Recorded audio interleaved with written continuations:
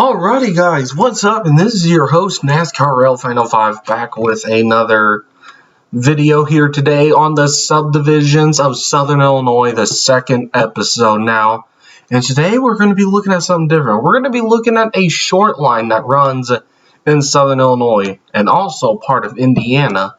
This is the EVWR Evansville district. The Evansville and Western Railway was founded in 2006. The line was originally first owned by the Louisville and Nashville Railway. Then, in the 1980s, CSX Transportation took over until 2005.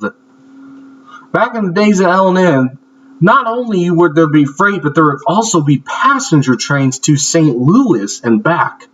The Evansville and Western line used to go all the way to St. Louis, but now it starts in Evansville, Indiana, and now terminates in Oakville, Illinois.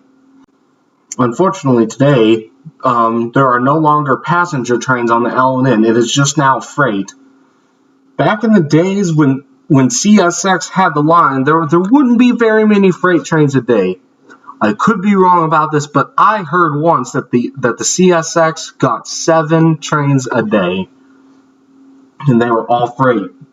But back in like the 80s, you would see like other railroads such as Chessie System, Seaboard System, and Family Line System, which would all make up CSX. And then later on, eventually, you'd see what we're used to now, the CSX colors. The Evansville and Western line is only active from Monday to Friday, and as there are no trains on Saturday and Sunday. The Evansville and Western runs a couple of locals. The symbols vary. There's MCL-1, MCL-2, MVL-1, and MVL-2. Which I think MVL, that means the Mount Vernon local. Not Mount Vernon, Illinois, but Mount Vernon, Indiana. And MCL, I believe, means McLeansboro local. But I could be wrong about that as well. Do not quote me on any of that right there. But the Evansville usually only sees 2 trains a day, which is the local. It'll first head through west, and it either turns around at Oakville or turns around at Woodlawn. One of those 2 things. And it turns around and heads back east. The EVWR also gets a grain train as well. Sometimes they pick up a grain train in Oakville and head back east. Sometimes there's a westbound grain train that goes to Oakville, and then a local.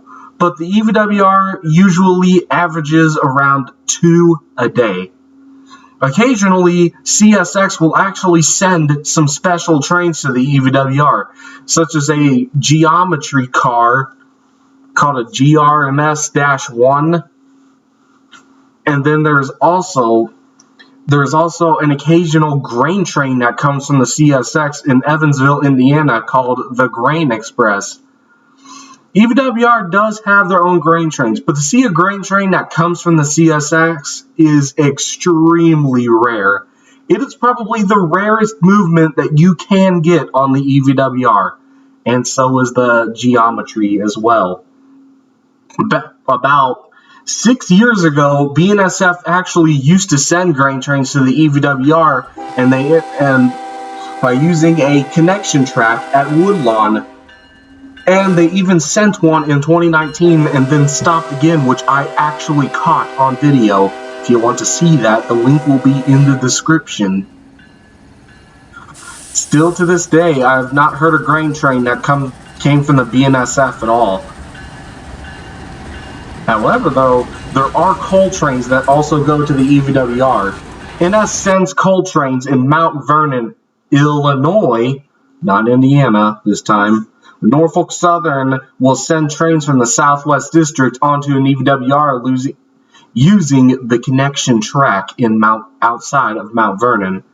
I believe it is east of Mount Vernon. These 2 NS trains are called 430 and 431. 430 heads eastbound, while 431 goes west. Even numbers are east, odd numbers are west, for coal at least. CSX also sends coal trains to the EVWR, however, though, do not go through Mount Vernon.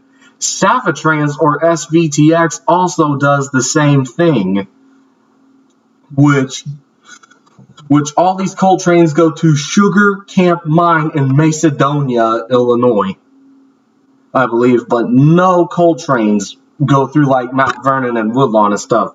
If you want to see these coal trains, you'd be better off in McLeansboro. If you ever stop by to check out the Evansville Western, you guys will be way better off in McLeansboro. They get a lot more. EVWR even has coal trains of their own as well, and you might get lucky for a special treat and see an LTEX unit in CSX paint, which did exist on EVWR coal trains, and I think they still do today.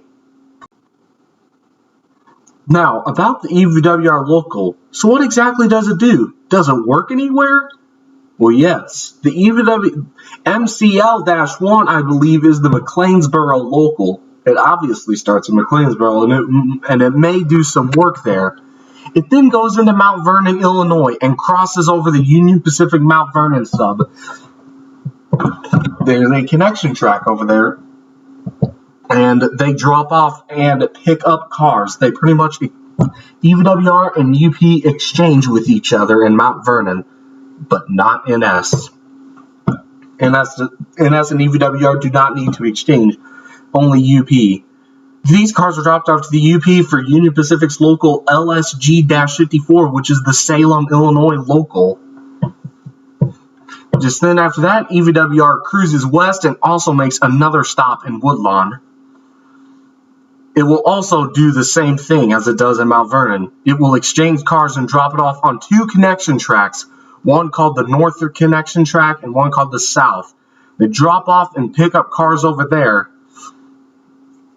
They drop off cars for BNSF's local, either LCHI 6571, the southbound local, or LCHI 6561, the northbound local. Both of these locals here go to Paducah, Kentucky. If the EVWR has more work to do, they will continue to cruise on west to Oakville. Then after that, they'll pick up a grain train and turn around. Well, they don't turn the engines around. They don't do that because there is no place to Y the train. So now if they don't have to go to Oakville, they'll drop off, they'll exchange their cars with the BNSF and Woodlawn, and then just head right back east.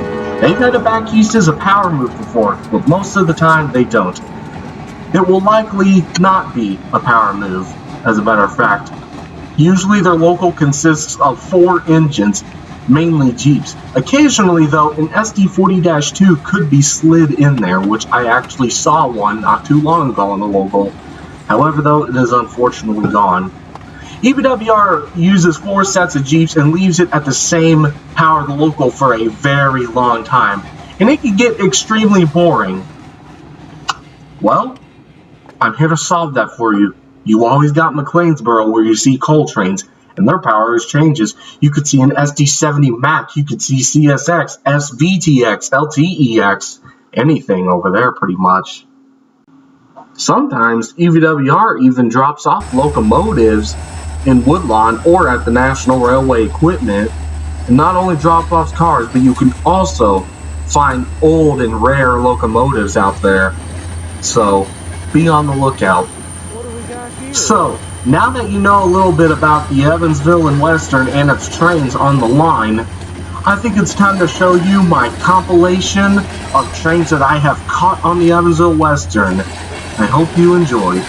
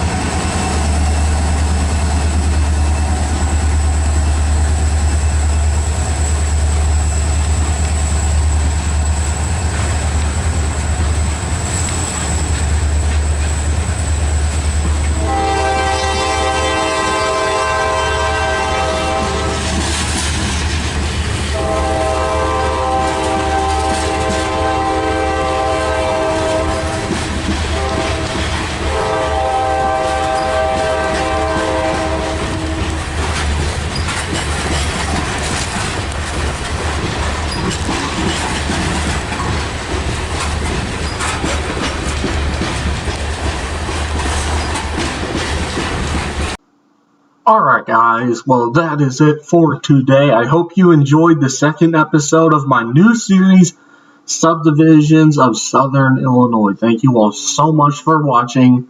Consider subscribing for some more awesome content. It's totally free. And hit the like button as well if you like this. And turn on notifications to never miss any future upload that I make. Anyway, that's it for today guys. Thank you for watching.